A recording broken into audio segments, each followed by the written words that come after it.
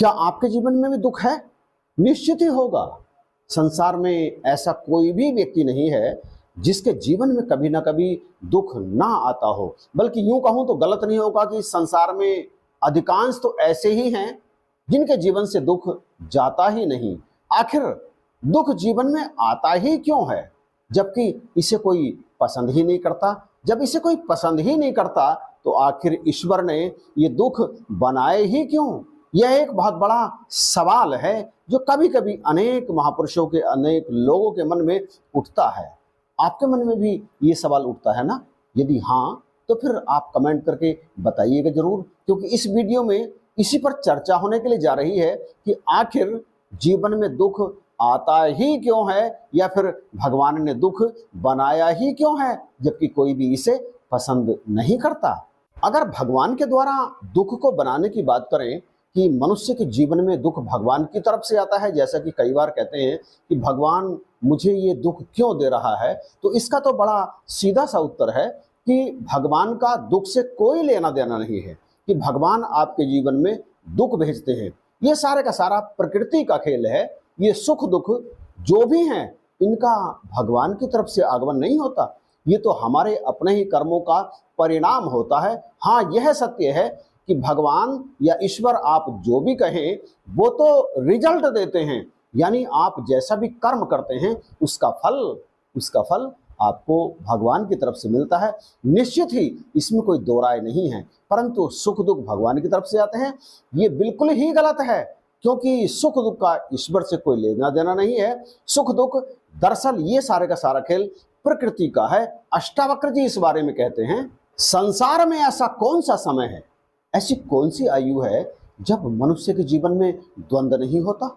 अर्थात है, जीवन में द्वंद्व है, सुख दुख जीवन में है हर समय और हर आयु में, परंतु जो इन सब की उपेक्षा करता है और उसे जो प्राप्त होता है उसे सहज रूप से जो स्वीकार करता है, ऐसा परम पुरुष ही मोक्ष को प्राप्त होता है। प्यारे भाइयों बहनों, सुख दुख के मध्य में स्थित है, अर्थात बीच में।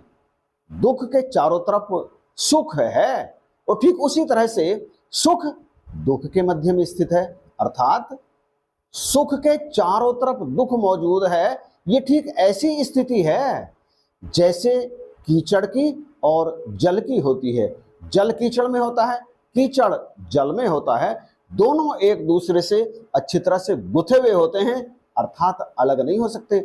आध्यात्म रामायण में इसी बात को समझाते हुए भगवान श्री राम जी कहते हैं, सुख मध्य स्थितम दुखम, दुख मध्य स्थितम सुखम, द्वे मन्योन्य संयुक्तम प्रोच्यते जल पंकवत।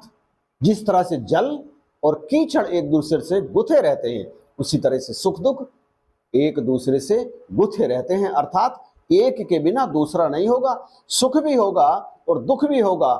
बुद्धिमान लोग इस बात को भली भांति से समझते हैं और निर्द्वंद भाव से इन दोनों का भोग करते हैं। कभी भी इस बात के लिए वो शोक नहीं करते। एक कवि इस बारे में कहते हैं, है चक्रवत विधि की गति, ऊपर कभी नीचे कभी, सुख दुख न सम रहते कभी, आते कभी जाते कभी। चलो, सुख को तो इंसान बड़े आराम से आनंद लेकर के व्यतीत कर लेता है, परंतु वो जो दुख है उसके पीछे का कारण क्या है, ये तो बात पहले कह दी कि दुख अब हमारे कर्मों के परिणाम स्वरूप आते हैं, परंतु हम कर्म कैसे करते हैं जिसके कारण से ये दुख आ जाते हैं, इनके पीछे का जो लॉजिक है, जो कारण है, उसके बारे में श्रीमद् भागवत गीता में भगवान श्री कृष्ण जी अर्जुन को समझाते हुए कहते हैं कि हे अर्जुन, इंद्रियों और विषयों के संसर्ग से पैदा होने वाले जितने भी भोग हैं ये दुख का मूल हैं, अर्थात इन्हीं के कारण दुख होता है, क्योंकि ये सभी नाशवान हैं। इंसान जब भोगता है ना इन्हें, तो ये समझ करके भोगता है कि मेरे लिए स्थायी हैं, परंतु ये कभी भी स्थायी नहीं होते, ये अस्थायी हैं। मन और इंद्रियों के द्वारा विषयों का जो विषय भोग करता है इंसान, वही अंततः कारण बनते हैं जाकर के दुख का, क्योंकि सुख तो स्थायित्व में है, आनंद तो स्थायित्व में है। जो स्थायी चीज है जब उसका उपभोग किया जाता है, उसका संसर्ग किया जाता है, तो फिर उसमें से कभी भी दुख नहीं आता। परंतु ये जो विषय भोग हैं, ये तो सभी जानते हैं ना, इनकी तो परिणति हो जाती है, इनका तो अंत हो जाता है। तो जब इनका अंत हो जाता है तभी हमारे अंदर से ही इनके प्रति दुख उत्पन्न होता है, क्योंकि ये स्थायी नहीं है। जो बुद्धिमान लोग हैं, ऐसे लोग इन चीजों का उपभोग कभी भी मोहित होकर के नहीं करते, वे निरपेक्ष भाव से इनका उपभोग करते हैं। यहाँ ये समझने की बहुत जरूरत है कि साधु जन इन सब का भी उपभोग करते हैं, परंतु वो उदासीन भाव से इनका उपभोग करते हैं। इनका उपभोग वो सुख लेने के लिए नहीं करते, इनका उपभोग करते हैं वो काम के लिए। एक विचारक ने तो यहाँ तक कह दिया कि जिसे हम सुख समझते हैं ना, वो वास्तव में सुख नहीं है, वो तो दुख के कम होने का जरा सा एहसास है। दरअसल चारों तरफ दुख ही दुख भरा पड़ा है, लेकिन कब भरा है? जब हम द्वंद्व भाव से इसे भोगते हैं। अगर हम इसी को निर्द्वंद भाव से भोगना आरंभ कर देते हैं तो फिर ये दुख और सुख हमें व्यथित नहीं करते, परेशान नहीं करते। साधु वो है जो संसार की प्रत्येक वस्तु का उपभोग तो करता है, परंतु कैसे करता है? साधुता से करता है, उन्हें नाशवान जान करके करता है। और जब उनका नाश हो जाता है तो वो जरा भी विचलित नहीं होता, बल्कि उनके नाश होते हुए देखकर, उन्हें नाश होता हुआ देखकर वो मुस्कराता है, वो आनंद लेता है उनके नाश होने का। हालांकि संसार को दिखाने के लिए वो संसार के लोगों की तरह ही आचरण करता है। तो वो जो आपके जीवन में दुख है उसे भोगते हुए परेशान बिल्कुल भी मत होइएगा, क्योंकि वो भी सदा नहीं रहेगा। रात्रि सदा नहीं रहती, दिन भी सदा नहीं रहता, शाम भी सदा नहीं रहती, सवेरा भी सदा नहीं रहता, जवानी भी सदा नहीं रहती, और वृद्धा अवस्था भी मृत्यु में बदल जाती है।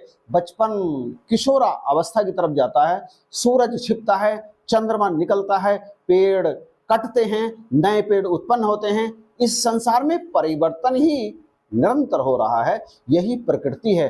दुख भी प्रकृति है, सुख भी प्रकृति है। जो परम आनंद है उसमें परमात्मा है। इस जीवन को प्राप्त करके सुख और दुख दोनों में जो आनंद की अनुभूति करता है वही वास्तव में संत है।